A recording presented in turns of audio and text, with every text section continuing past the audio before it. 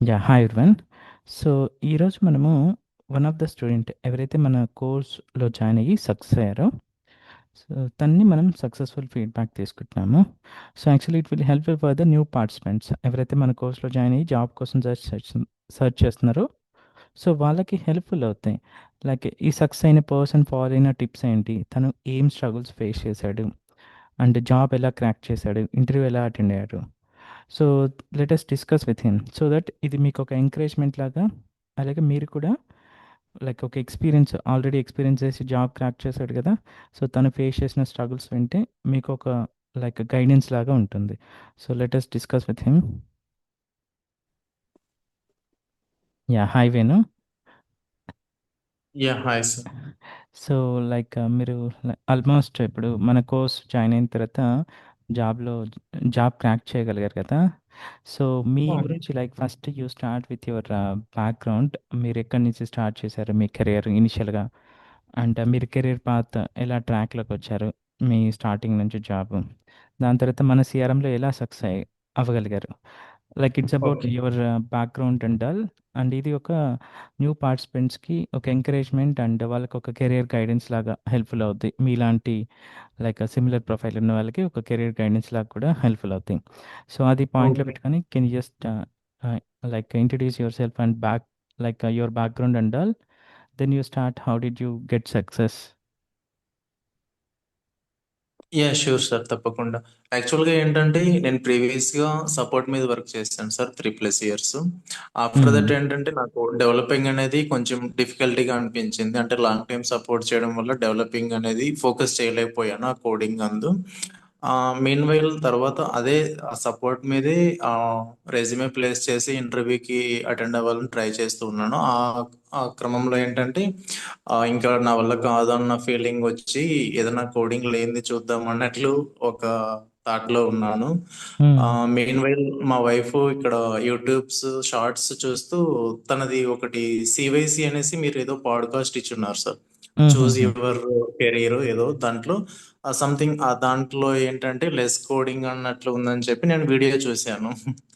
ఆ వీడియో చూస్తే ఓకే, ఇది మనకు వర్కౌట్ అవుతుంది అన్నట్లు మా వైఫ్ సజెస్ట్ చేస్తే ఓకే ఒకసారి చూద్దాము అన్నట్లు నేను నా ప్రీవియస్ డొమైన్ నుంచి ఇక్కడికి సిఆర్ఎం మీద స్విచ్ అవ్వడం జరిగింది.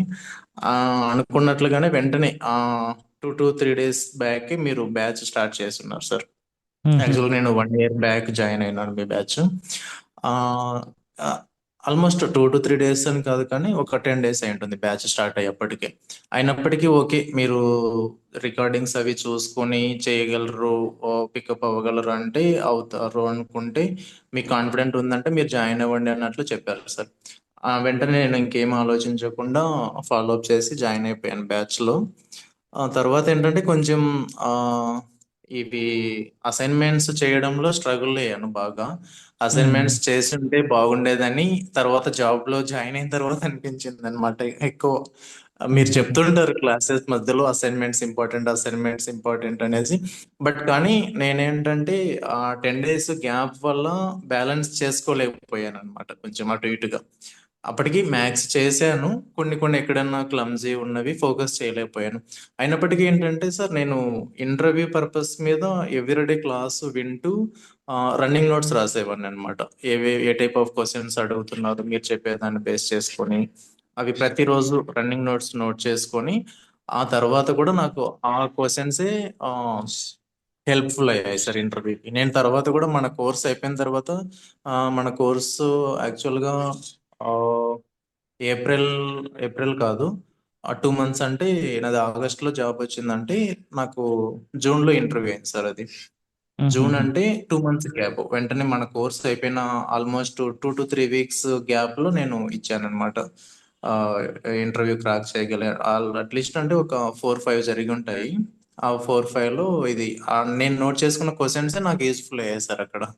నైస్. నైస్. ఇంటర్వ్యూ తర్వాత ఏంటంటే వన్స్ జాబ్ లోకి స్విచ్ అయిన తర్వాత ఆ, ఒక 10 డేస్ ఏమో ఫ్రీగా ఉంచారు వాళ్ళు. తర్వాత ప్రాజెక్ట్ లోకి తోసేసారు అనమాట.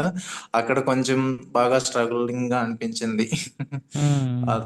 అదొకటి ఫేస్ చేశాను. ఇంకా తర్వాత అంటే కొంచెం అటు ఇటుగా ఫ్రెండ్స్ వాళ్ళని అడిగి అట్లా టీమ్ మెంబర్స్ ని హెల్ప్ తీసుకొని ఆ 3 మంత్స్ కొంచెం అటు ఇటుగా బాగా ఇబ్బంది అనిపించింది అనమాట. మన సిఆర్ఎంది ఈ పవర్ ఆటోమేట్స్ అవి ఇవి ఇచ్చారు, ఆ కొన్ని టాస్కులు చేయగలిగాను, కానీ కొన్ని ఇబ్బంది పడ్డాను బాగా.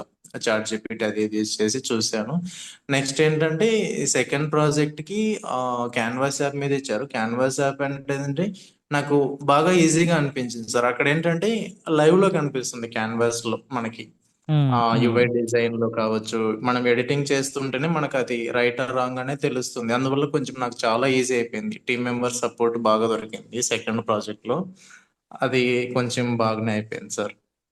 హ్మ్. ఓవరాల్ గా అది సార్. అంటే నేను ఇచ్చే సజెషన్ ఏంటంటే ఆ, గట్టిగా ఈ అసైన్మెంట్స్ చేస్తే వన్స్ ఇన్వాల్వ్ అయిపోయిన తర్వాత, ప్రాజెక్ట్ లోకి ఇన్వాల్వ్ అయిపోయిన తర్వాత సక్సెస్ అనేది పెద్ద మ్యాటర్ ఏం కాదు అన్నట్లు అప్పుడు అనిపించింది సార్ నాకు. హుహుహుహు. అసైన్మెంట్స్ అనేవి పక్కాగా కంప్లీట్ చేయగలిగితే ఇక్కడ రియల్ టైమ్ లో ఇచ్చే వరకు కూడా దాని మీదే ఉంటుంది మ్యాథ్స్ అంతే. ఇంక అంతకుమించి ఏం లేదు. మన క్లాసెస్ లో ఏదైతే మీరు అసైన్మెంట్స్ ఇస్తారో ఆ అసైన్మెంట్స్ బేస్ చేసుకొని ఇక్కడ కూడా వర్క్ ఉంటుంది, కాకపోతే కొంచెం స్లైట్ డిఫరెన్స్ అంతే. హ్మ్. సో, ఒక లైక్ ఫౌండేషన్ అనేది మీకు ఆ, క్రియేట్ అవుతది. ఈజీగా కొంచెం ఏదైనా అంతే అన్నోన్ థింగ్స్ వచ్చినా మేనేజ్ చేయగలుగుతారు ఈ స్కిల్ సెట్ ద్వారా. అంతే అంతే సార్. త్రూ హ్మ్. చాట్ జీపీటీ ద్వారా ఇప్పుడు అన్ని అవుతున్నాయి సార్. హుహుహుహు. నైస్. నైస్. ఆ, సో, మీకు లైక్ మీది ఏ ఇయర్ పాస్ ఔట్? నాది 2017 సార్. 2017 తర్వాత 3 ఇయర్స్ అది ఇది గవర్నమెంట్ జాబ్స్ అలా ఇలా కొంచెం డ్రాప్ అయ్యాను. హ్మ్. నెక్స్ట్ నేను 21లో జాబ్ క్రాక్ చేయగలిగాను సపోర్టింగ్ మీద. సో, ఆ తర్వాత 4 ఇయర్స్. 21కి లైక్ మీకు ఐటీలో గవర్నమెంట్‌కి స్టార్ట్ చేశారు కదా! సో, ఐటీలోకి ఎందుకు షిఫ్ట్ అయ్యారు? What is the reason? అంటే అక్కడ కొంచెం డిఫికల్టీ అనిపిస్తుంది సార్. గవర్నమెంట్ అంటే నాది క్యాస్ట్ పరంగా కొంచెం సెట్ అవ్వలేను అనిపించింది. కొంచెం ఇవి నోటిఫికేషన్స్ అవి అలా చూస్తుంటే మనం వర్క్ అవ్వదు అన్నట్లు అనిపించింది సార్. తర్వాత కొంచెం ఆల్టర్నేట్ ఏదైనా చూసుకుందాం అన్నట్లు ఇటు మూవ్ అయిపోయాను వేరే ఫ్రెండ్ హుహుహు. సజెషన్ ద్వారా. ఓకే. సో, సపోర్ట్‌లో స్టార్ట్ చేశారు ఇనిషియల్‌గా. ఓకే. యాక్చువల్గా సపోర్ట్‌లో అప్పుడైతే డెవలపింగ్కే ప్రిపేర్ అయ్యాం సార్. బట్ కంపెనీలోకి ఇన్ అయిన తర్వాత సపోర్టింగ్ ప్రాజెక్ట్స్ వచ్చాయి ఎక్కువ. అయ్యో! ఆ, హుహు. దానివల్ల కొంచెం సబ్జెక్ట్ అక్కడ కూడా నేర్చుకోలేకపోయాము. హ్మ్. ఆల్మోస్ట్ 3 ఇయర్స్, 3+ ఇయర్స్ సపోర్టింగ్ మీద అయిపోయింది. 2 ప్రాజెక్ట్స్ చేస్తే 2 ప్రాజెక్ట్స్ సపోర్ట్ మీదే వచ్చాయి. ఇంకా డెవలపింగ్ అనేది లేకుండా అయిపోయింది అనమాట. దానివల్ల హుహుహుహు. కొంచెం ఇబ్బంది పడ్డాను సార్ అంతే. తర్వాత లక్కీగా మీరు దొరికారు యూట్యూబ్ వల్ల. హుహుహుహు. మీరు అక్కడ దొరికిన తర్వాత కొంచెం లైఫ్ ఈజీ అయిపోయింది సార్. కొంచెం అటు ఇటుగా స్ట్రగుల్స్ ఫేస్ చేసినప్పటికీ కొంచెం హ్మ్. ఫ్రీగా ఉంది సార్. ఇప్పుడు బ్యాలెన్స్ చేసుకోగలుగుతున్నాను అన్నట్లు అనిపిస్తుంది. నైస్. నైస్. నైస్. సో, అప్పుడు ఉమ్. మీకు మీ కెరీర్ స్టార్ట్ చేసినప్పుడు స్టార్టింగ్‌లో మీ సాలరీ ఎంత నుంచి స్టార్ట్ చేశారు? ఆ స్టార్టింగ్ లో ఐ మీన్ అప్పుడైతే నేను మామూలుగా ముందు 3 ఇయర్స్ పెట్టున్నాను సార్. అప్పుడు కూడా ఎక్స్పీరియన్స్ అంటే హ్మ్. ఇవి డాక్యుమెంట్స్ అవి సబ్మిట్ చేసి 3 ఇయర్స్ ఉన్నట్లు పెట్టాను. అప్పుడు వచ్చేసి 9 పాయింట్ సంథింగ్ ఉండింది సార్ స్టార్టింగ్. 9.7 సంథింగ్ ఉండింది. హుహుహు. దాంట్లోనే 12 వరకు వచ్చారు మళ్ళీ. సో, బయటకొచ్చే వరకు మీకు అరౌండ్ 12 అనేది ఉన్నది. అరౌండ్ 12 ఉండింది. 12 విత్ 50 వేరియబుల్ పే ఉండింది. మనకు సిఆర్ఎం మీద 4 lakh ఇంక్రిమెంట్ అయింది సార్. సో, 16 అరౌండ్ 16 వచ్చింది మీకు. 16 అరౌండ్ ఇచ్చారు. మళ్ళీ నిన్న ఇది ప్రమోషన్స్ కాదు, హైక్స్ అప్రైజైజ్. కూడా మళ్ళీ నిన్న అప్రైజల్ కింద మళ్ళీ ఒక 50K ఇచ్చారు. ఇప్పుడు అరౌండ్ 17 వస్తుంది sir oh! Nice. Next nice. Month. Nice. అయితే మీరు అక్కడ లైక్ గవర్నమెంట్ జాబ్‌లో ట్రై చేసినా, లేదు అంటే ఏదైనా నాన్ ఐటీకి వెళ్ళినా, మీ కెరీర్ ఇంకా 5, 7 అస్సలు ఆర్ 8 ఎల్‌పీ దగ్గర స్ట్రక్ అయిపోయేది. అవునవును సార్. యాహ్! అది మటుకు పక్కా సార్ యాహ్! అది. సో, రైట్ డెసిషన్ తీసుకున్నారు రైట్ టైంలో, ఆ టైంలో. సో, ఆ, ఇట్స్ గుడ్ తప్పకుండా యాక్చువల్లీ. సార్ అది మటుకు. ఇప్పుడు మీరు ఒక కెరీర్ అనేది ఒక రైట్ పాత్‌లోకొచ్చింది. డెఫినెట్‌గా సార్. దానికి హ్మ్. మీకే ఎక్కువ థాంక్‌ఫుల్ అయి ఉంటాను సార్ దాని హ్మ్. వరకైతే. మీకు ఫస్ట్ మిమ్మల్ని చూజ్ చేసినందుకు మా వైఫ్ థాంక్‌ఫుల్ అయి ఉంటాను. Thank you. Thank you. అంటే తను ఏదో ఆల్టర్‌నేట్‌గా చూస్తున్నారు సార్. నార్మల్‌గా మనం ప్రతి ఒక్కరం చూస్తాం గదా! రీల్స్ చూస్తూ ఉంటాము. ఆ రీల్స్‌లో అది అనుకోకుండా జరిగిపోయింది సార్. అంటే మేము మా డెసిషన్ కాదది. ఇట్లా సీఆర్ఎం వైపు వెళ్తానని నాకు సీఆర్ఎం అనేది తెలీదస్సలు. హ్మ్. అలాంటిది ఏదో లెస్ కోడింగ్ అని ఒక్క వర్డ్ ద్వారా మిమ్మల్ని ఫాలో అప్ చేసి, ఆ టైంలో మీరు బిజీగా ఉన్నారు సార్. మీరు తిరుపతిలో ఉన్నారు. మీకైతే అది గుర్తుండకపోవచ్చు. నాకు హుహుహు. బాగా గుర్తుంది. తిరుపతికేమో వెళ్ళున్నారు. నేను మల్టిపుల్ టైమ్స్ కాల్ చేశాను. మీరు లిఫ్ట్ చేయలేదు. తర్వాత హ్మ్. ఓకే. పేమెంట్ చేస్తే మళ్ళీ మొత్తం ఆన్‌లైన్ కదా! వీళ్ళు ఇస్తారా? ఇవ్వరా? ఇప్పుడు బయట జరుగుతున్నాయి కదా సార్ ఫ్రాడ్స్ అవన్నీ. అవి కూడా నా మైండ్‌లో ఉండేటియి ఆ టైంలో.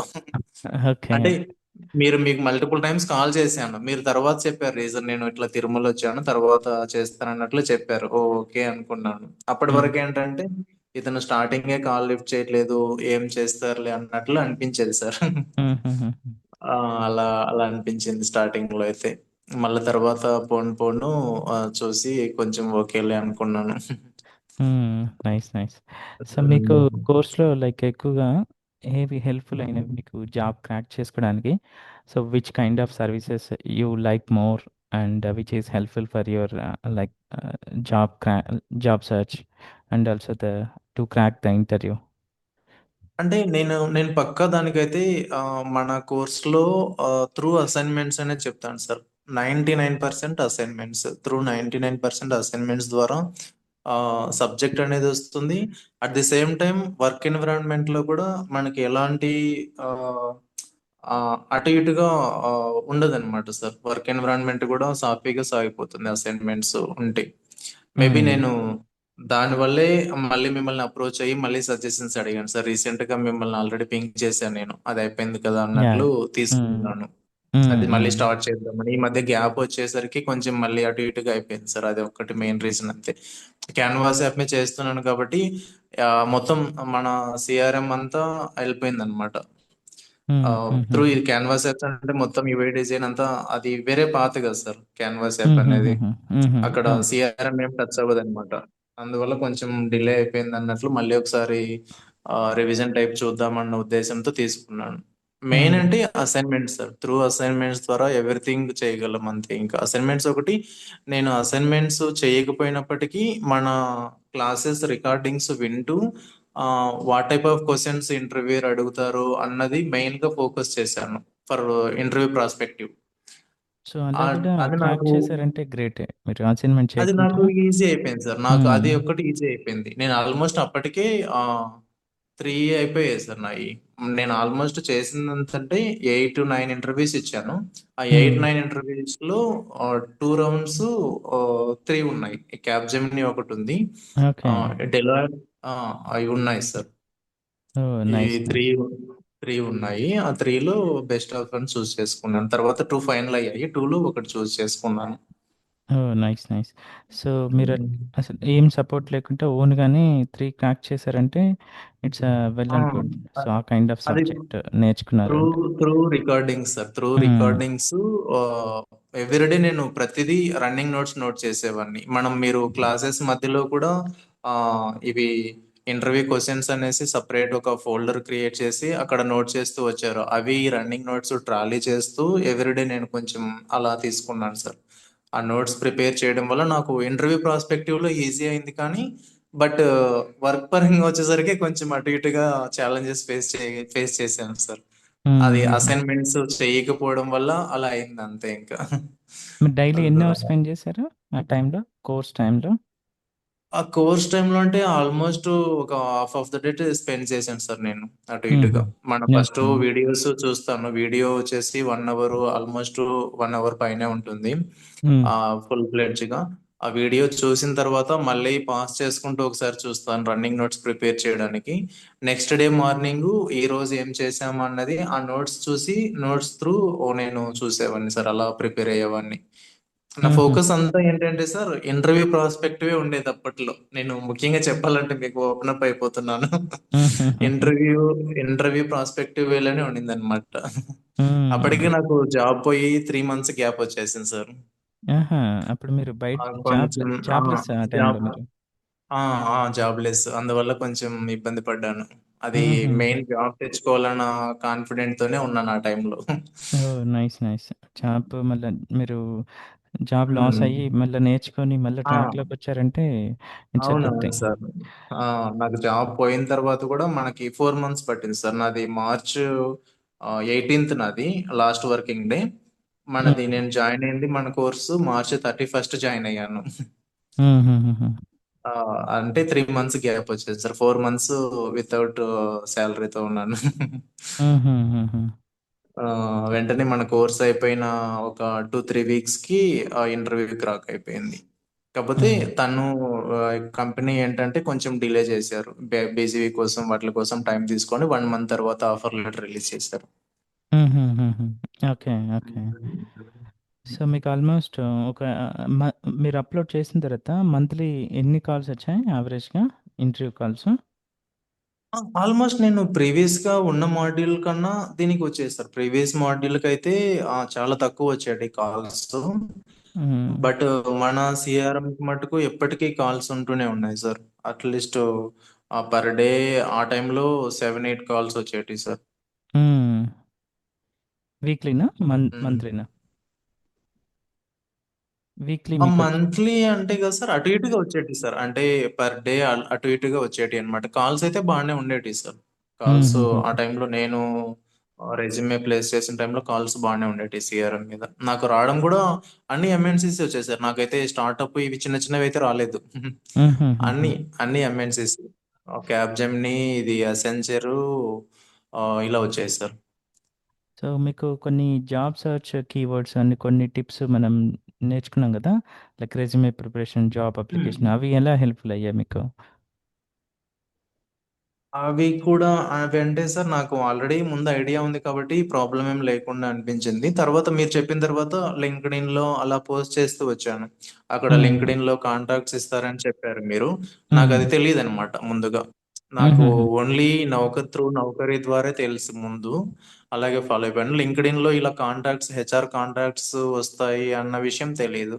మీ దగ్గర నుంచి అదే తెలుసుకున్నాను. వాళ్ళకి మనం పింగ్ చేయడము, రెజ్యూమే షేర్ చేయడము, వాళ్ళు మనల్ని అప్రోచ్ అవ్వడము అలా కూడా జరిగింది సార్ నా విషయంలో అయితే. వాళ్ళ దగ్గర రిక్వైర్మెంట్ ఉంటే వాళ్ళు పోస్ట్ చేస్తారు. ఆ జాబ్ పోస్ట్‌లోకెళ్ళి మనము వాళ్ళ కాంటాక్ట్ డైరెక్ట్‌గా త్రూ వాళ్ళని అప్రోచ్ అవ్వచ్చు అన్న విషయం మీ దగ్గర నుంచి తెలిసింది సార్ అది. అది బాగా హెల్ప్‌ఫుల్ అవుతుంది. హ్మ్. ఓకే. ఓకే. సో, మీరు మన కోర్స్‌లో జాయిన్ హ్మ్. అయ్యే జాబ్‌లెస్ కదా!